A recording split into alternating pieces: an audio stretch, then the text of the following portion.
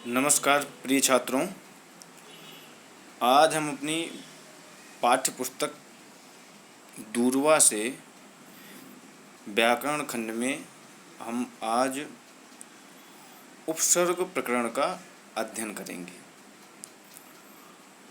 तो आइए देखते हैं उपसर्ग किसे कहते हैं, उपसर्गों की संख्या कितनी होती है, इसका प्रयोग कैसे किया जाता है, इसके प्रयोग से परिवर्तन क्या आता है, अर्थ में परिवर्तन क्या आता है इत्यादि।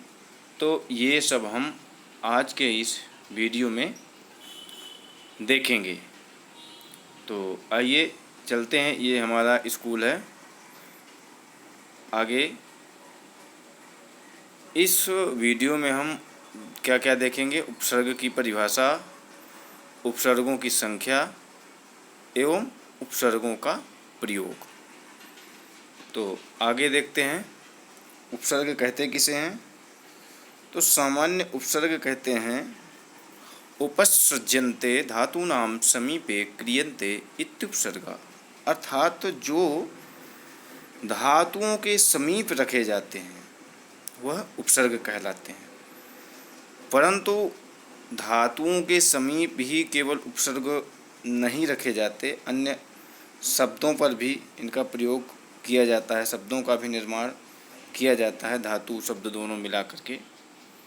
तो इसको सामान्य हिंदी भाषा में यदि हम देखें तो उपसर्ग ऐसे शब्दांश जो किसी शब्द के पूर्व जुड़ करके अर्थ में परिवर्तन कर देते हैं या उसके अर्थ में विशेषता ला देते हैं।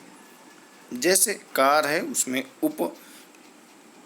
उपसर्ग लगाया हमने तो वह शब्द क्या बन गया, उपकार। ठीक है। अब इनकी संख्या जो निश्चित है उपसर्गों की हमारे संस्कृत व्याकरण में वह 22 है।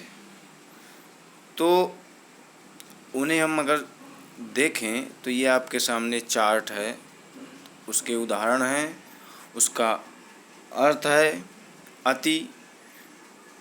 किस अर्थ में प्रयोग होता है तो अति उपसर्ग अधिक और परे के अर्थ में प्रयोग होता है। इसके उदाहरण आपको सामने दिए हुए हैं, अतिशय, अतिक्रमण, अतिवृष्टि, अतिशीघ्र, अत्यंत एवं अत्यधिक। इसी प्रकार अधि किस अर्थ में है तो प्रधान और श्रेष्ठ अर्थ में है। इसी प्रकार अनु, अप, अभि, अव, आ, उत, ये सभी उपसर्गों का आप प्रयोग ये किस अर्थ में किए जाते हैं और इनसे कैसे शब्दों का निर्माण हम कर सकते हैं वो उदाहरण सहित आपके सामने दिए हुए हैं। नेक्स्ट स्लाइड में हम देखेंगे तो जो क्रम, उपसर्गों का जो क्रम है वह आगे है। उप, दुस, दुर, नी, निर, निस, इनका वाक्य प्रयोग और इनका सामान्य हिंदी अर्थ किस अर्थ में लिए जाते हैं तो वो आप देख सकते हैं। इसमें उप जैसे पास और सहायक के अर्थ में लिया जाता है, निर है वो बिना और बाहर के अर्थ में लिया जाता है। इसके बाद हम देखेंगे तो ये आगे वही संख्या क्रम है, तो उसके आगे प्रा, परा, परि, प्रत, वी और सु, इन्हें भी आप देख सकते हैं, इनके वाक्य प्रयोग और इनका अर्थ। ठीक है। ये अंतिम आपके हैं सम और अन। तो सम अच्छी तरह और पूर्ण शुद्ध अर्थ में प्रयोग होता है और अन नहीं और बुरा के अर्थ में प्रयोग होता है, जैसे अनागत, अनिष्ट और अनीय। अब इसमें कुछ विशेष ध्यान देने वाली बातें हैं। पाणिनि अष्टाध्यायी में सूत्र है उपसर्गाः क्रिया योगे, अर्थात तो क्रिया के योग में प्रयुक्त प्र आदि उपसर्ग संज्ञा को प्राप्त होते हैं, अर्थात इनकी उपसर्ग संज्ञा होती है। और उपसर्ग शब्द का सामान्य अर्थ भी यही है जो धातुओं के समीप रखे जाते हैं। आगे एक श्लोक है, उपसर्गेण धात्वर्थः बलादन्य प्रतीयते प्रहारा संहार विहार परिहारवत्, अर्थात उपसर्ग से जुड़ने पर धातु का मूल अर्थ भिन्न हो जाता है। जैसे हार शब्द का अर्थ पराजय या माला होता है, लेकिन यदि उसमें कोई उपसर्ग जैसे प्रहार, प्र उपसर्ग जोड़ दिया जाए तो उसका अर्थ बिल्कुल विपरीत हो जाता है। आगे धातुओं पर उपसर्गों का जो प्रभाव है किस प्रकार से, वो 3 प्रकार से प्रभाव उसका देखने को मिलता है। कैसे कैसे, धात्वर्थम बाधते कश्चित, कश्चित तमनुअर्थते, और विशिनष्टि तमेवार्थम मुपसर्गा गतिस्त्रिधा, अर्थात तो वह तीन प्रकार से धातुओं पर वह प्रभाव करता है। पहला क्या है, कहीं पर वह उपसर्ग धातु के मुख्य अर्थ को बाधित कर उससे विपरीत बिल्कुल अर्थ को बोध कराता है। जैसे भवती, ये सामान्य अर्थ है, लेकिन जब इसमें परा उपसर्ग लग जाता है तो यह पराभवती अर्थात पराजित होता है।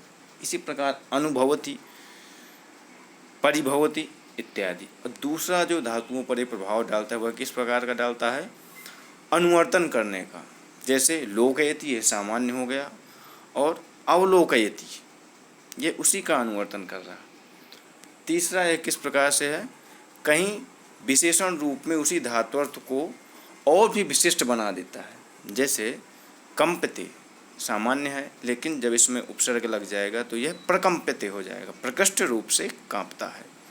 आकंपते, पूरी तरह से कांपता है। विकंपते, विशेष रूप से कांपता है। तो ये आपके जो सामान्य उपसर्ग हैं ये आपने देखा। ये आपके लिए प्रश्नावली है, इसे आप हल करें और हल करके कमेंट बॉक्स में सूचित करें। ठीक है, तो आप लोग स्वाध्याय करें, और प्रश्न यदि आपको करना है तो मेरे व्हाट्सएप में भी आप भेज सकते हैं। व्हाट्सएप नंबर नीचे दिया हुआ है। तो ठीक है, आप लोग अध्ययन करें, स्वाध्याय करें, और किसी प्रकार की प्रश्नावली होने पर मुझसे आप पूछ सकते हैं। ठीक है, जयतु संस्कृतम, जयतु भारतम। धन्यवाद।